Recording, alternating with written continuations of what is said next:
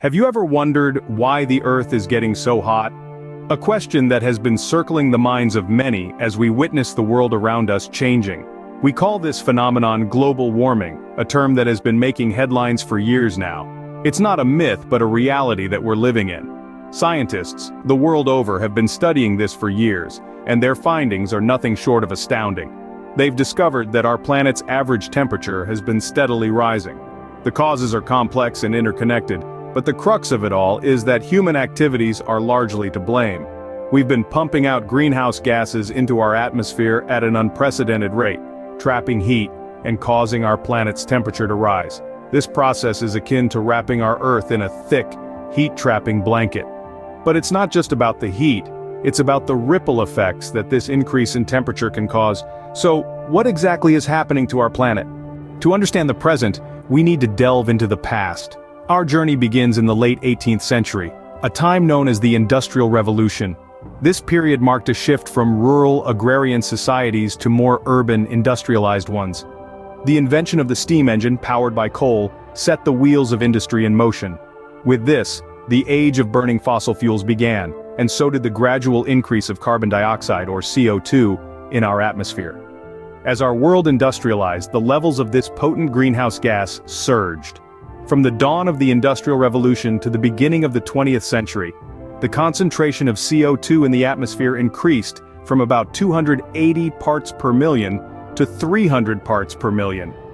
This might not seem like much, but it set a trend that would continue for centuries.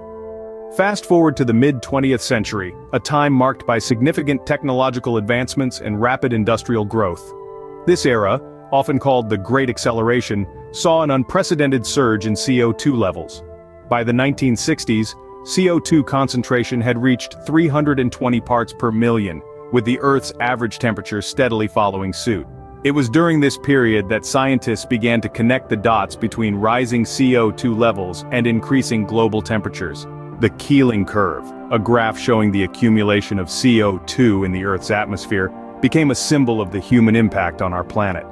Meanwhile, the world experienced several wake-up calls. The summer of 1988 was one of the hottest on record, prompting NASA scientist James Hansen to testify before the U.S. Congress that global warming was not a future possibility, but a present reality. As we entered the 21st century, the Intergovernmental Panel on Climate Change, or IPCC, stated with 90% certainty that humans were causing global warming. By 2020, CO2 levels had soared to over 410 parts per million, with global temperatures hitting record highs. This historical journey leads us to the science behind global warming. Science provides us with the facts and figures, the hard truth about global warming. What is this truth? Well, let's dive in and unravel it, shall we? First off, we need to understand the greenhouse effect. Earth is a house and the atmosphere is a glass roof. Sunlight, full of energy, enters through the roof, warming up the inside. Some of this energy is reflected back into space, but a significant portion is absorbed and re-emitted as heat by greenhouse gases in our atmosphere. This is a natural and necessary process without which our planet would be as frosty as a snowman's hat. Now, the main culprit among these greenhouse gases is carbon dioxide, or CO2. It's like the glass in our atmospheric roof, trapping heat inside and keeping our planet warm. But here's the catch: too much glass, or in this case CO2, and we end up with a sweltering greenhouse, not a cozy home. So, where's all this extra CO2 coming from? The answer lies in our daily activities. Every time we drive a car, power our homes, or manufacture goods, we're pumping CO2 into the atmosphere. Over the past 200 years, since the Industrial Revolution, we've increased the concentration of CO2 by over 40%. That's like adding an extra layer of glass to our roof. And it's not just a few rogue scientists saying this. The consensus among scientists worldwide is crystal clear. Human activities are significantly increasing greenhouse gases, causing our planet to heat up. Multiple studies confirm this, with over 97% of climate scientists agreeing. So, we now know the what and the why, but what about the how? How does this affect our planet? The effects of global warming are far-reaching and devastating, touching every corner of our planet. This is not a distant threat, but a present reality. Let's start by taking a look at rising sea levels. As global temperatures rise, so do our oceans. This is due to the dual effect of melting ice caps and the thermal expansion of seawater. Picture this: An ice cube melting in your summer drink. As it melts, the level of the liquid in your glass rises. Now apply that to the scale of the Earth.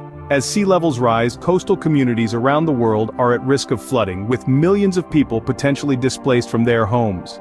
Next, we have the surge of extreme weather events. You might have noticed this in the form of more intense hurricanes, heat waves, or blizzards. This is because warmer air holds more moisture, leading to more intense rainstorms and snowstorms. Meanwhile, hotter temperatures can also lead to more severe droughts and wildfires, as we've seen in places like California and Australia. Lastly, global warming poses a severe threat to biodiversity. As habitats change, many species struggle to adapt. Coral reefs are bleaching, polar bears are losing their icy homes, and countless species are being pushed towards extinction. The loss of these species is not just an ecological tragedy, but it also threatens the balance of our ecosystems, which we depend on for food, clean water, and even the air we breathe. Global warming doesn't just affect the natural world, it affects us, humans too. Rising temperatures can exacerbate health problems, increase the spread of diseases, and lead to food and water shortages. Economies can be destabilized as resources become scarcer and as climate refugees are forced to leave their homes. It's clear that action needs to be taken. But what can we do? The future of our planet is in our hands. It's time to take action. The fight against global warming is a shared responsibility. It's a battle that requires the collective effort of individuals, communities, and governments alike. Every step we take, no matter how seemingly small, brings us closer to a healthier, more sustainable world. Let's start at home. Energy efficiency isn't just about saving on your utility bills, it's about reducing your carbon footprint, and it's easier than you might think. Switching to energy-efficient appliances, investing in good insulation, and simply remembering to turn off lights when they're not in use can make a substantial difference. Beyond our homes, we can also make a significant impact on our transportation habits. Opting for public transportation, cycling, or walking instead of driving can drastically reduce carbon emissions. And for those times when driving is necessary, consider an electric or hybrid vehicle.